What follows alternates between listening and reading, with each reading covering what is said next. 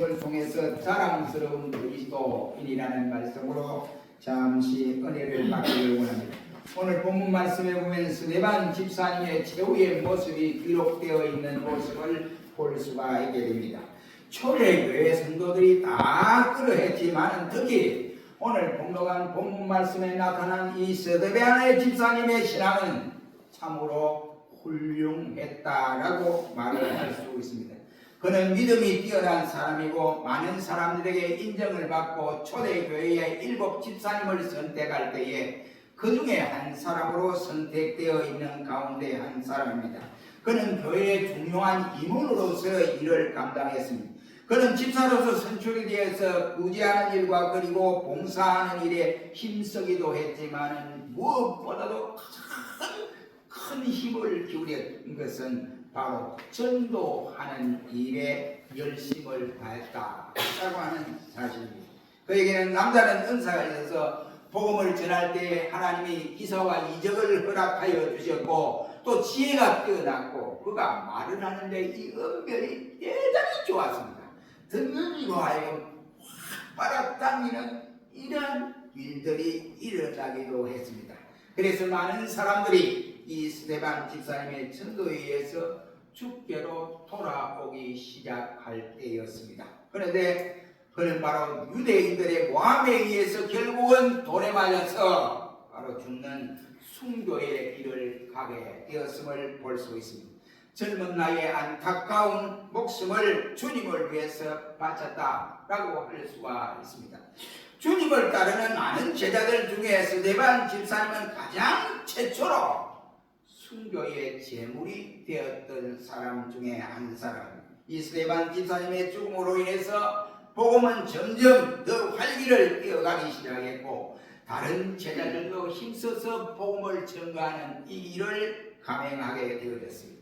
그는 집사로서 선택함을 받아서 오랫동안 일을 하지는 못했지만 가장 감있게 충성을 했던 사람이었고 또 가장 자랑스러운 그리스도인이고 또 가장 훌륭한 집사님이었음을 우리는 성경을 통해서 많은 교훈을 받을 수가 있게 되어집니다. 그와는 반대로 사도행전 5장 1절로 11절 말씀에 보면 아나니아와 삽비라 부부가 나오는 모습을 봅니다. 이 부부는 한마디로 말하면 부끄러운 부부였다. 이것을 볼 수가 있습니다. 베드로 사도가 이 앞에서 설교를 하는데 많은 사람들이 은혜를 받았습니다. 은혜를 받고 나니까 부자들은 내가 이것을 팔아서 교회에다 바치겠습니다. 이스라엘에 그것을 보았거든요. 이 아나니아 삽비라도 아마 재산이 좀 많은 것 같습니다. 그래서 우리로 말하면 논밭 이런 것이 좀 있는 거예요. 땅에 있는 것 같습니다. 그래서 내가 이것을 팔아서 모두가 복음을 위해서 다 바치겠습니다 라고 사도 베드로에게 서약을 하고 집으로 돌아가서 팔았습니다. 그리고는 팔아서 가만히 생각해 보니까 야 여보 이거 다 팔고 우리 뭐 먹고 살지? 우리 어떻게 살아? 그냥 다 주면 안 되잖아. 그러니까 조금만 바치고 나머지 우리가 가지고 있다가 활용을 해야지 이 생각하고 일부만 바치고 일부는 자기들이 집에 보관했습니다. 마침 베드로가 그걸 알았습니다. 야 아니라 삽비야 야 너희들 이게 다냐? 그러니까 예 답니다 하고 뜨뜻하게 두 사람이 공부를 해서 뜨뜻하게 베드로에게 말을 했습니다. 그러므로 말미암아 안타까운 일이 벌어졌는데 땅값에서 얼마를 그리고 얼마를 감추었다가 저주를 받아서 그 부부가 한날에 부끄러운 죽음을 당하게 되어졌습니다. 참으로 부끄럽게 짝이 없는 모습이 아닐 수가 없습니다. 부부가 이와 같이 일심동체라는 말도 있습니다. 그러나 부부가 한날에 죽어가는 이 모습에 잘 죽어야 하는데 부끄러운 죽음을 저들은 맞이했다. 이런 말. 이것이 한마디로 아나니아와 삽비라의 이 부부의 모습은 부끄러운 그리스도인의 모습을 우리에게 보여주는 시대라고 할 수가 있습니다.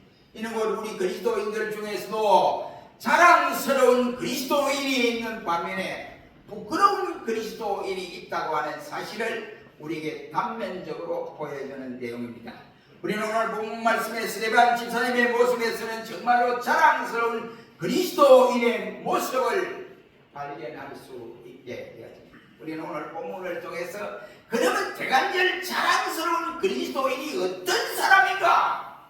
이것을 우리가 생각해 봄으로써 우리 모두가 부끄러운 그리스도인이 되지 말고 자랑스러운 그리스도인이 되시기를 주의 이름으로 축원합니다.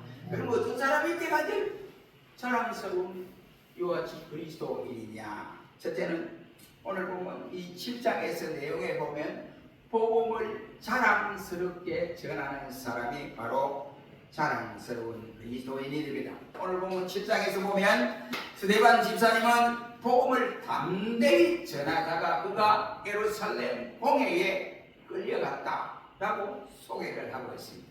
이 예루살렘 공회가 참 바리새인들이 주장하는 공회, 그 중에 요셉과 같은 사람도 거기 있지만은 아리마다 요셉도 거기 있지만은 좋은 사람이 있는 반에 거의 90%가 유대인들 출신이, 그러니까 예수 믿는 이거 그 눈에 가시처럼 생각하던 사람들 그 끌려갔습니다. 그리고서 사도행전 6장 15절 말씀에 보면 공회 중에 앉은 사람들이 스데반의 얼굴을 주목하여 보니까 이야 저 죄인이 끌려갔는데 야 얼굴을 보니까 천사의 얼굴같이 빛나잖아. 뭐 저래? 이런 거예요. 대간절 천사의 얼굴이 어떤 모습으로 저들의 눈에 비쳤느냐 이 말이에요. 저희 이와에서 대반 집사가 옷을 잘 입어서 천사의 모습으로 보여줬느냐? 그것이 아닙니다.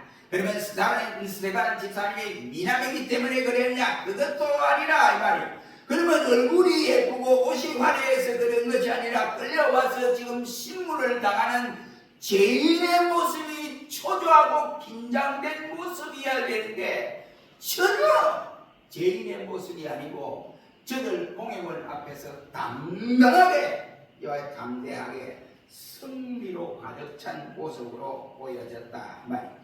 스데반은 이미 공회 앞에 섰을 때에 그는 이미 결심을 했습니다.